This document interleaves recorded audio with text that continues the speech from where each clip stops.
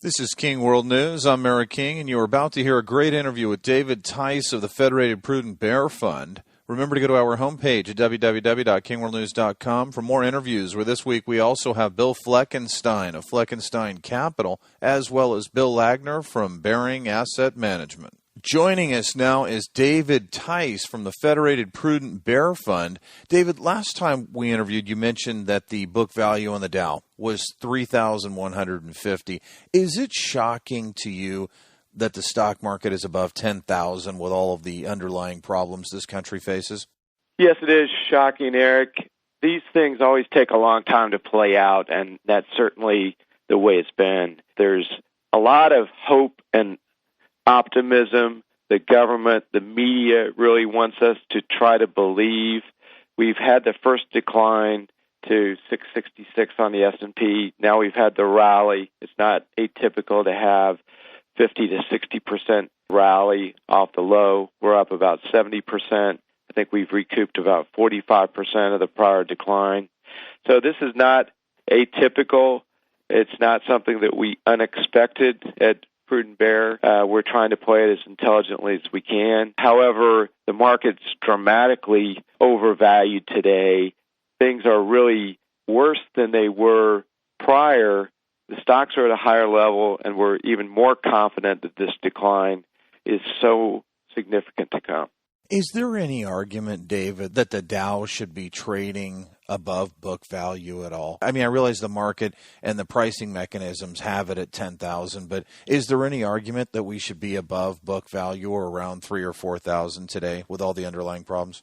Well, there are all kind of arguments in terms of stocks sell at high prices for a while. Our point is at the end of a secular bear market, they will not bottom until we get to book value. That's where we believe we're headed.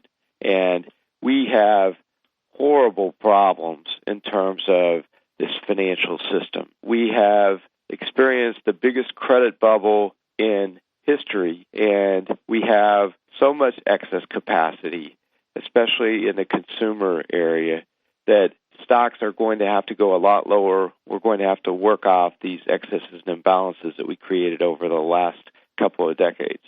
We keep having more money printing, and basically the idea is to stimulate the economy or maybe to loot in some cases. But how many dollars, David, just so I can get a handle on this, how many dollars of money printing does it take now to create $1 of GDP growth? Boy, that's a tough one, Eric. When you think about it, over the last 11 years, Bob Hoy did some work on this where we increased debt by about 113%. However, our employment number is back where it was in 1989, and we have 30 million additional workers, and we added this much debt.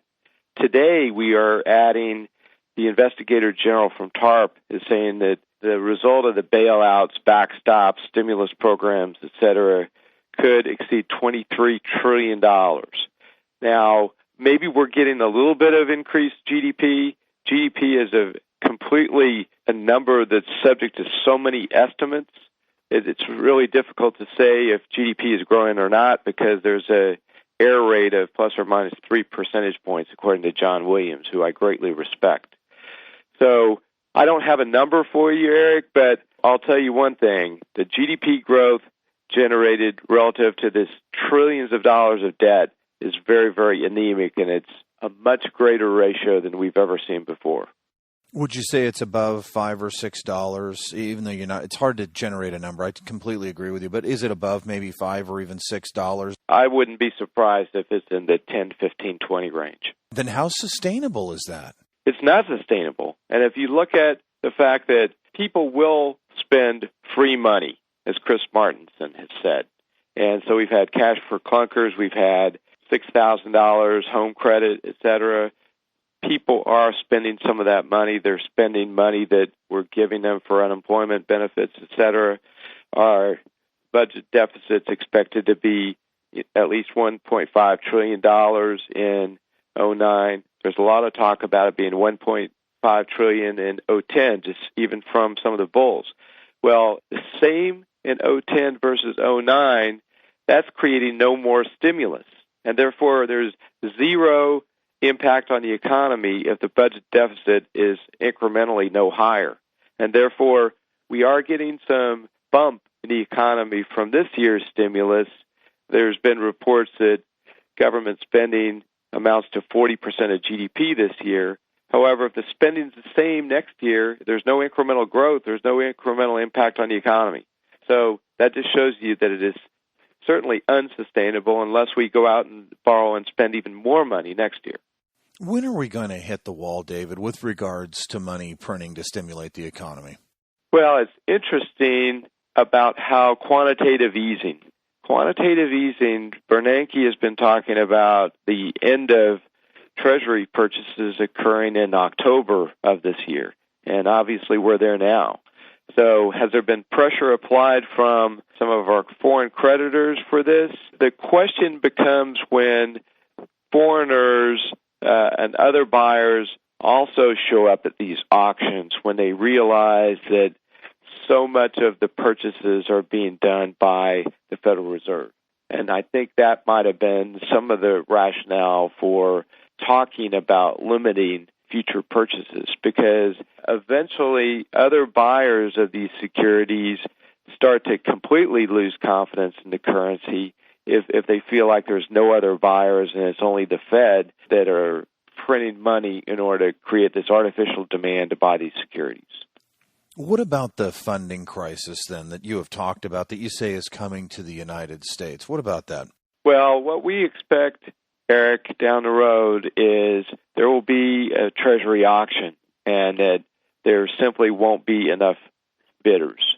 Now, maybe that's when the Fed will step in and buy 60, 70, 80% of the auctions. It depends on how transparent all this is, if there's any backdoor games that have taken place where this is all hidden. But we do expect that there will simply not be enough buyers for a Treasury auction down the road. And when that happens, rates are going to have to go a lot higher. I'm not exactly sure of the details, how that might play out, but there will be a lot of fear in the market, and the result will be higher interest rates and a much lower dollar. How far away is the funding crisis, in your opinion? Well, it's really interesting that Bernanke's talked about ending quantitative easing for purchasing of treasuries, as I just said. And so we could be weeks away. The amount of funding requirements for treasury purchases is enormous. We have auctions going on several days a week these days, it seems. And we wouldn't be surprised if it is weeks away. Now, maybe we're wrong. Maybe quantitative easing is continued. Maybe it's done surreptitiously where it's not really discovered. There's several different options there. But we think that there are great risks of a funding crisis in the next few weeks. Now, when you talk about, let's just say that it wasn't even a few weeks away. Let's say, David, as you said, best case scenario, we fumble along and we can go a little longer with this game, really. In reality, it's just a game of how long can we keep this thing rolling along. If the economy is struggling, really struggling, you're saying basically that there would be higher rates thrown into potentially an economy that's in trouble or even tremendous trouble, but that these higher rates will be forced into that economy potentially, or that's what would happen, correct? Exactly. So then what would be the result of that? Would that basically really trigger in or usher in the depression here? Higher rates on a struggling economy will certainly impair the economy further, and we do believe that the economy is going to get a lot worse in the second leg down. We don't believe there's been that much growth in what we've seen so far out of these green shoots, other than people spending free money. You hear a lot of people talking about 1966 to 82 and that stocks can just stay range-bound for a period of time or a long period of time, and the United States can work its way through this. In this situation, David, that's a false perception, is it not? Well, the one argument that some people have, Eric, is that there will be inflation down the road, and therefore stocks represent a historic